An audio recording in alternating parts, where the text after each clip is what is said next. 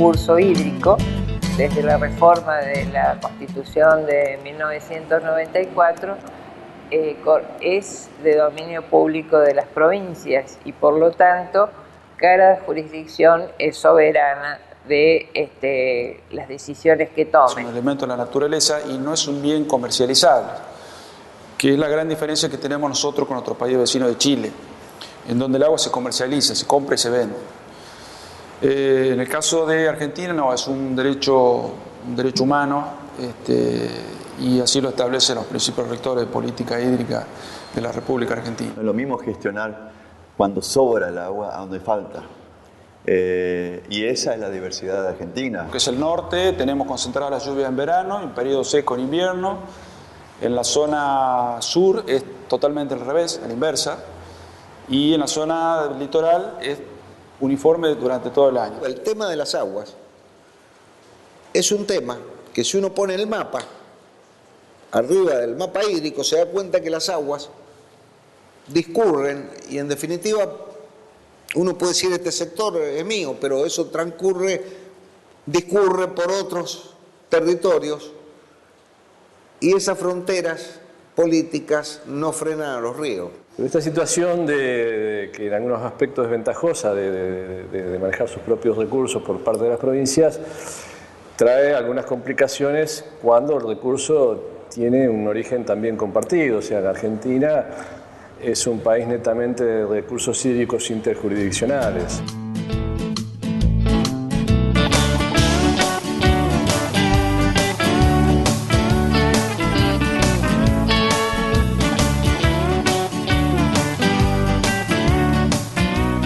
Desde que se crea la subsecretaría en el año 69 con Guillermo Cano, hubo una idea de hacer una ley nacional de aguas y de hacer en esa época llamaban un consejo nacional asesor de aguas con autoridades, pero más o menos una idea de juntar a las provincias. Tuvimos una primera experiencia a nivel patagónica que fue empezar a trabajar con las regiones homónimas de Chile por otras razones. Y ahí se dieron una serie de eventos a nivel de la Patagonia, tanto argentina como chilena, y nos encontramos todos los años en lo que se llamaban talleres binacionales de recursos hídricos con cuencas compartidas. Al mismo tiempo, las provincias de Mendoza, las provincias de Cuyo, se estaban armando lo que se llamó el COIRSAS. Estaban tratando de juntarse también para poner cosas en común sobre planificación y formaron este Consejo de las Zonas Áridas, no me acuerdo exactamente el nombre. Si había algo que teníamos claro en el país, era que el manejo, como lo veníamos trayendo, era insustentable. Bueno, esto demuestra que ya había una inquietud muy grande por empezar a caminar juntos las provincias que hasta entonces estábamos aisladas. En el año 98, 99, empezó a gestarse desde la Subsecretaría de Recursos Hídricos de la Nación la idea de juntar a las provincias y pensar en un organismo que agrupe a las provincias. De un poco antes del 2000, había habido un gran revuelo por los temas hídricos. Se había declarado el decenio del agua, se había iniciado el primer Foro Mundial del Agua, que fue el de Marrakech, que en realidad después el más importante fue el de La Haya, pero se había iniciado los principios de Dublín, la conferencia de Río de Janeiro, la nuestra de Mar del Plata, de las que pocos hablan, pero realmente creo que anticipó muchas cosas que después pasaron.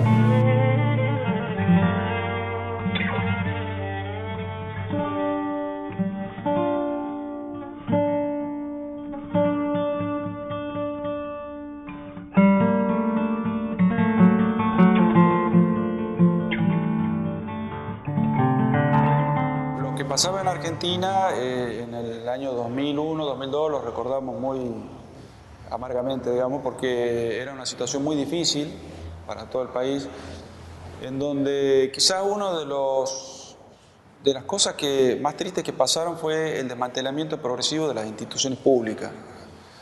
Y en eso no han quedado al margen en las instituciones que administraban el agua. Había como una política de desarrollo en este caso, de la gestión de los recursos hídricos que nos avalara como para poder conseguir financiamientos genuinos. Entonces el contexto era bastante diferente al actual, era duro. También era muy duro en el sentido de que veníamos de 10 años de destrucción del Estado. Entonces no teníamos casi nuevos profesionales que fueran ingresando. Bueno, eso lo estamos pagando ahora. Si bien era difícil desde el punto de vista económico, social, la conmoción social que hubo en ese periodo, me parece que fue una muy buena oportunidad como para meditar de lo que uno estaba haciendo en la temática del agua.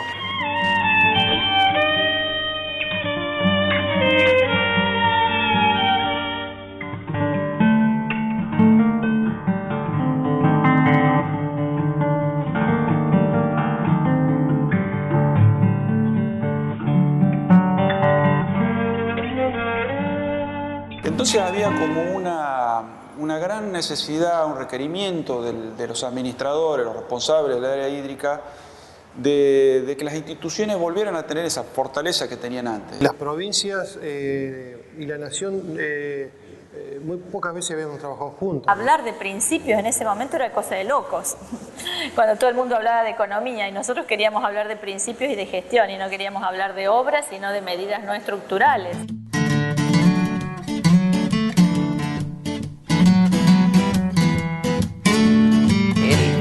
El contar con los principios rectores es una herramienta muy útil para la concertación, la conciliación de prioridades que se definan entre las distintas provincias que participan de una cuenca. Son las cosas en las cuales estamos todos de acuerdo, son las cosas que tenemos en común. Decimos así popularmente marcar la cancha. O sea, lo que a veces juegan al fútbol saben lo que es marcar la cancha. Marcar la cancha es poner los límites a donde vamos a jugar. Entonces, de alguna manera, los principios rectores vienen con su visión general, porque es un gran ejercicio de visión, pero a su vez es un gran ejercicio de delimitar, digamos, en cierta medida, delimitar y de ver cuál es el alcance de el funcionamiento de las instituciones y de cada persona que vive en los territorios con respecto al agua. Antes de que existieran estos principios rectores, las definiciones y las decisiones que tomaba cada provincia o el gobierno nacional o los gobiernos de facto, que tuvimos varios en el país, tomaron decisiones totalmente arbitrarias, sin ningún tipo de análisis de los impactos que podría producir el uso del recurso en una provincia en relación a otra. El Acuerdo Federal del Agua y los principios rectores de política hídrica, al haber fijado ese marco, los límites de discusión, han permitido avanzar en el tema.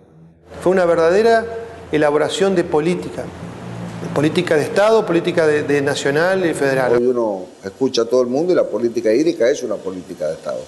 Es decir, el país logró tener una política de Estado que surgió de abajo hacia arriba.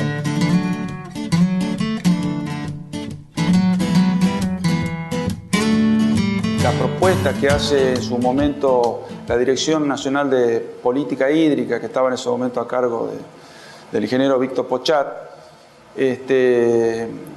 a través del ingeniero Gustavo Díaz y del doctor César Magnani, realmente fue como un cauce que encontró el agua para canalizarse. Muchas veces uno hablaba y sí, le decían que sí de compromiso, pero como diciendo sí, pero esto va a ser otro intento frustrado. El tema fue convencerlo de que no iba a ser así. Y eso se convence en los hechos. Es decir, cuando el proceso realmente va a continuar. Estuvieron 3 años recorriendo todas las provincias y eso culmina, cuando terminan todas las provincias, en reuniones que se empezaron a hacer en el Consejo Federal de Inversiones, donde los responsables de cada taller provincial venían en representación de su provincia, porque claro, los principios rectores habían ido modificándose desde el primer día hasta el último, donde participaron más de 3.000 personas en todo el proceso.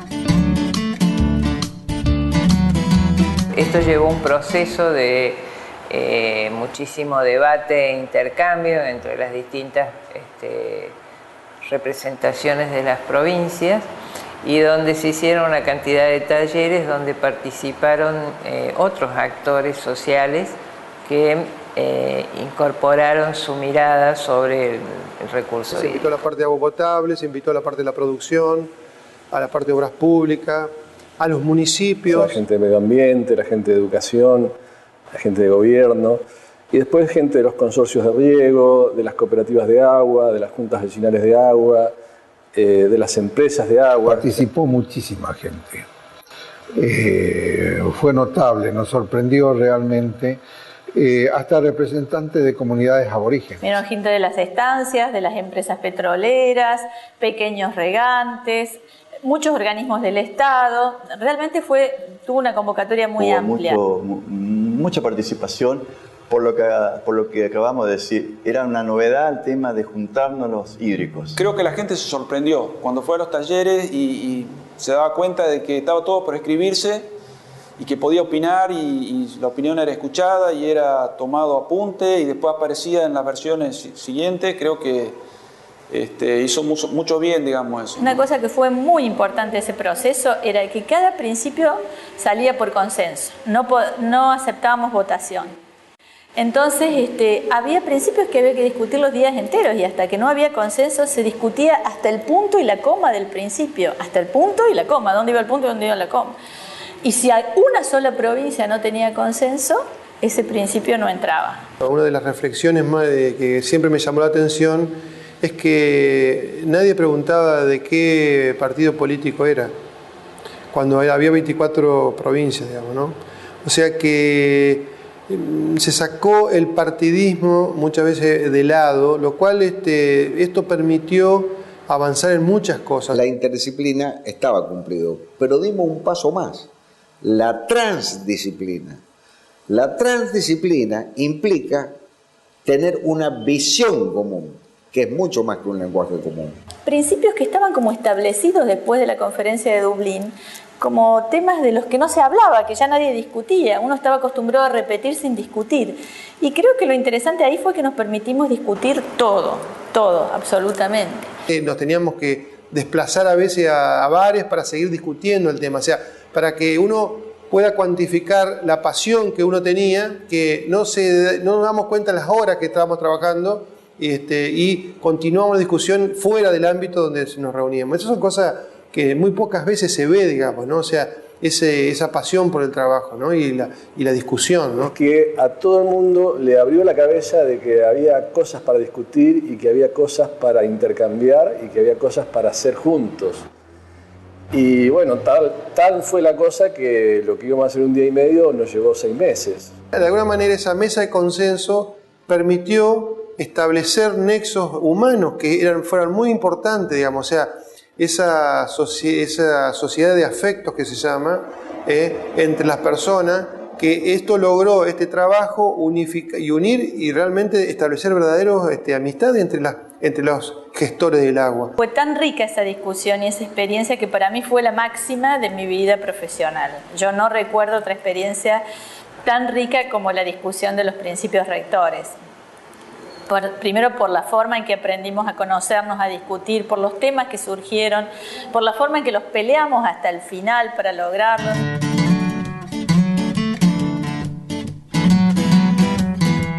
Conformó el primer consejo, se designó a Petri, que fue el primer presidente. Lo primero que se hizo fue trabajar para darle la terminología y afinar los principios rectores. Que luego se firmó con eso el Acuerdo Federal del Agua, por el cual las provincias se comprometieron a algo que ellas hicieron, progresivamente ir incorporándolos a sus legislaciones, etcétera, etcétera, etcétera. La gente se entusiasmó con esta historia, y entonces en el medio del proceso dijeron, no, pero esto es bueno, esto a todos nos hace crecer, qué sé yo, ¿por qué no mantenemos esto en el tiempo?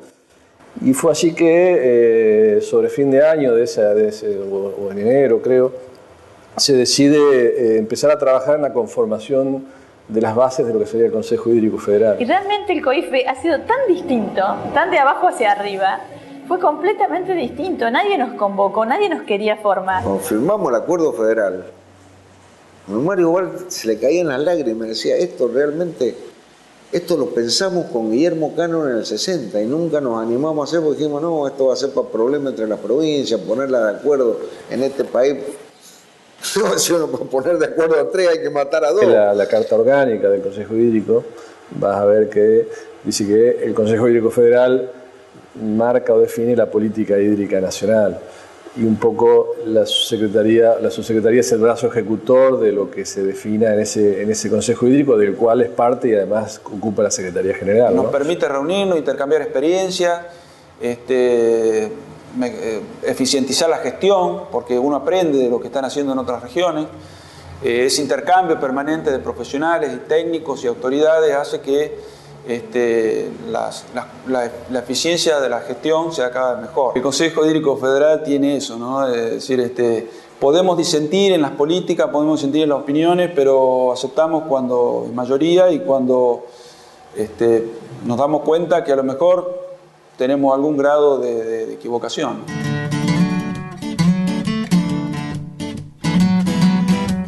Se cumplió desde el principio, aún incluso antes de que se aprobara. Tan es así que la comunidad la bautizó como la Biblia del agua. Muchas provincias y otros organismos lo han tomado como propio, lo han aceptado y lo han incorporado. La ley es la que está pendiente. Eso ahora es la deuda que queda. Hoy ya toman los principios rectores como la base a la cual discutir. Entonces, verdaderamente, uno cuando ve a los 10 años, justamente que ahora vamos a festejar los 10 años de los principios rectores, uno ve la importancia de ese trabajo, digamos, ¿no? Porque hoy nadie puede hacer una legislación hídrica en el país sin tener en cuenta estos principios rectores. ¿Por qué somos tan apasionados en el tema del agua? Y porque finalmente es un elemento vital. Entonces eso da de poner mucho más de la cuenta en resolver estos problemas y defender el tema del agua.